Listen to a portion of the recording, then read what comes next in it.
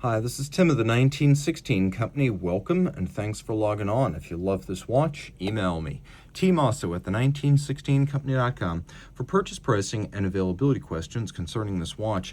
And this watch is the one that everyone wants, the Vacheron Constantin Quai in stainless steel with blue dial and the rarely seen 100-meter water-resistant case.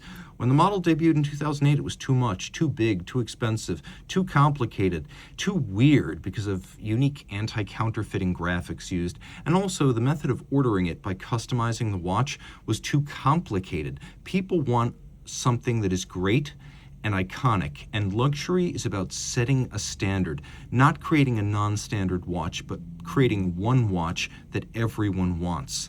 And this set that standard, as after the 2008 failure to launch, Vacheron took all those lessons to heart, launched the steel model in 2016, and then in blue dial with a 100-meter water-resistant case for 2017, and then from 17 to 19, when the model was discontinued, the blue dial was available and the 100-meter water-resistant case was available. And you might wonder, how do I know this? Well, if you get this little 4500S/1 notation, you know you're looking at the 100-meter case. There is no other mark on the case to distinguish the earlier 30-meter models from these later genuinely swimmable models.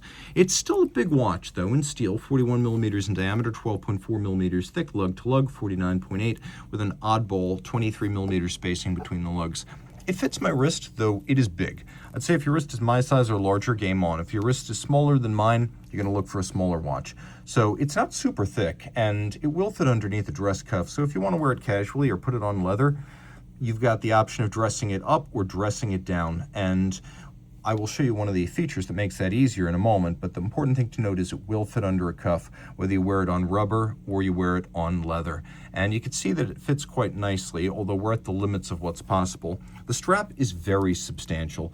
You can see it's a dark blue matte rubber, very thick cut striations on the bottom to make it a bit more pliant and also vent the wrist better. One of the interesting features of the watch is that there's sort of a recess or revetment in the edge of the case so that the strap is close hauled right up to the edge of the case for a super integrated look and almost no daylight visible between them.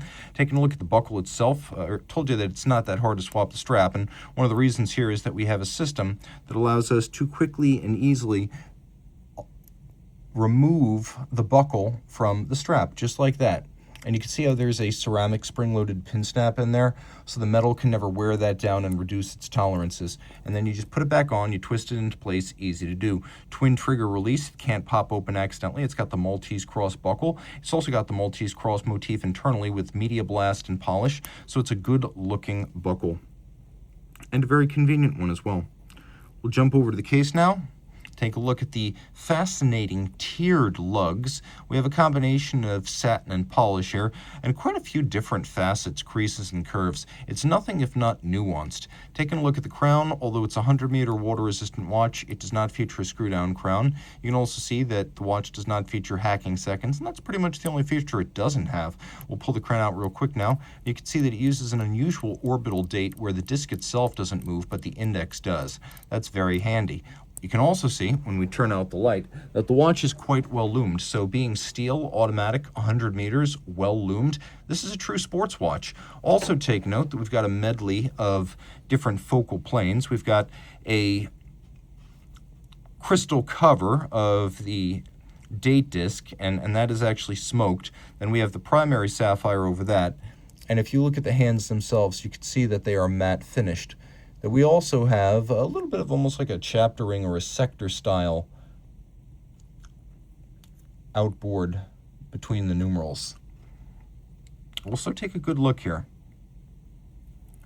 This is the same movement you'll find in an overseas self-winding. Now the only difference is the tungsten rotor here versus the gold rotor on the overseas. There is no other difference between this, which is the 5100/1, and the overseas automatics 5100. So we've got twin barrels, a 60-hour power reserve, a 4 hertz beat rate, ceramic ball bearings for the rotor, 5 position adjustment, Geneva hallmark of both movement and of case, as you can see, since about mid-2012, it has been a qualitative standard for the whole watch. The decorative standard of all these parts is exactly the same as you would see on the overseas. There is no distinction. It pivots on 37 jewels, and it is a large movement at 30.6 millimeters. We've got anglage or beveling on the edge of the bridges, but also in the jewel and screw sinks. Screw heads are black polished with chamfered slots and circumference. We have satination and solarization on the wheels. We have polish on the cap to the regulator assembly.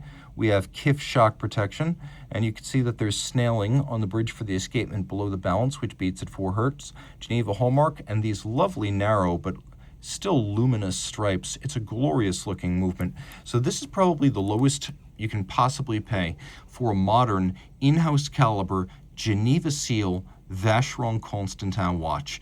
And certainly if you want a sports watch, this is going to undercut the overseas by a huge amount while giving you something that's far less common and more versatile.